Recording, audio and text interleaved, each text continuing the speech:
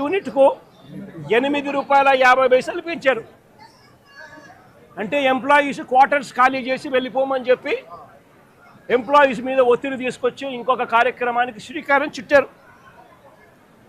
ఎంప్లాయీస్కి ఎవరికి కూడా ఈ 2 సంవత్సరాల కాలంలో ఇంతవరకు no bonus, no medical facilities, no HRA, no LTC, no ఎల్ఎల్టీసీ,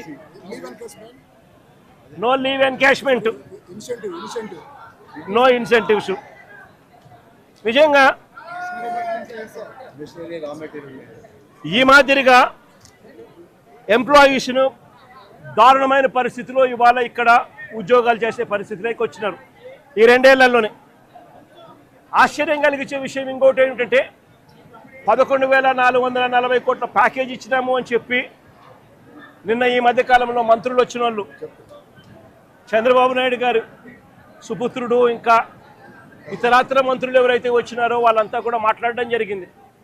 ఈ 11,440 కోట్ల ప్యాకేజ్ ఏదైతే ఉందో ఈ ప్యాకేజు ఈ కంపెనీలో ఈ స్టీల్ ఫ్యాక్టరీలో మెయింటెనెన్స్ కోసమో లేకపోతే సేఫ్టీ పారామీటర్స్ పెంచడం కోసమో ఎఫిషియన్సీ ఇంప్రూవ్మెంట్ కోసమో తీసుకొచ్చింది కాదు.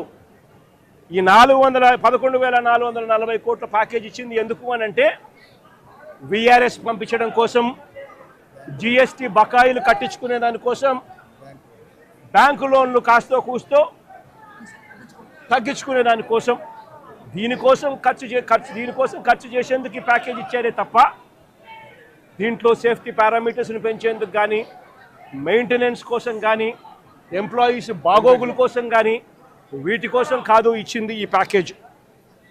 ఇంకా ఆశ్చర్యకరమైన విషయం ఏమిటి అని అంటే ఇప్పుడు జరిగిన ఈ ఇన్సిడెంట్ నిజంగా అన్నిటికన్నా బాధ కలిగిస్తుంది. ఎందుకనంటే ఒక ఘటన జరిగింది. ఆ ఘటన ఎందుకు జరిగింది అని చెప్పి చూస్తే ఈ ఘటన ఎంప్లాయీస్కి సంబంధించి ఎటువంటి దోషము లేదు, ఎంప్లాయీస్ చేసిన తప్పిదం ఎక్కడా లేదు. మరి ఈ ఘటన ఎలా జరిగింది అని అంటే ఈ లిక్విడ్ మెటల్ అనేది ఏదైతే ఉందో అది బకెట్లలో పోసి ట్రాన్స్పోర్ట్ బకెట్లలో పోస్తూ ఉన్న ఈ లిక్విడ్ మెటల్ ఏదైతే ఉందో ఆ లిక్విడ్ మెటల్ అన్నది పొంగి బ్లాస్ట్ అయ్యి దానివల్ల చనిపోవడం జరిగింది. మరి ఎందుకు ఈ పాట్లో పోస్తూ ఉన్న ఈ లిక్విడ్ మెటల్ ఎందుకు బ్లాస్ట్ అయింది అని అంటే మిక్స్ ప్రాబ్లం ఉంది.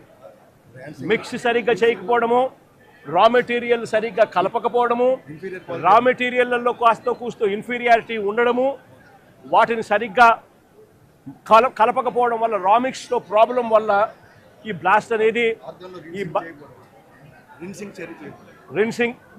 రిన్సింగ్ సమస్యలు వీటి అన్నిటి వల్ల ఎంప్లాయీకి అనేది ఎక్కడ తప్పు లేకపోయినా కూడా బ్లాస్ట్ జరిగి ఈ ఇన్సిడెంట్ చోటు చేసుకుంది. నేను అడుగుతా ఉన్నా, ఇలాంటి ఘటనలో మానవత్వం చూపించాల్సిన చోట, హ్యూమానిటీ చూపించాల్సిన చోట ఈ రాష్ట్ర ప్రభుత్వాలు, ఈ కేంద్ర ప్రభుత్వాలు వీళ్ళు స్పందిస్తూ ఉన్న తీరు నిజంగా నిజంగా అమానవికంగా ఉంది, మానవీయంగా కూడా లేదు. ఆలోచన చేయమని అడుగుతా ఉన్నా నేను.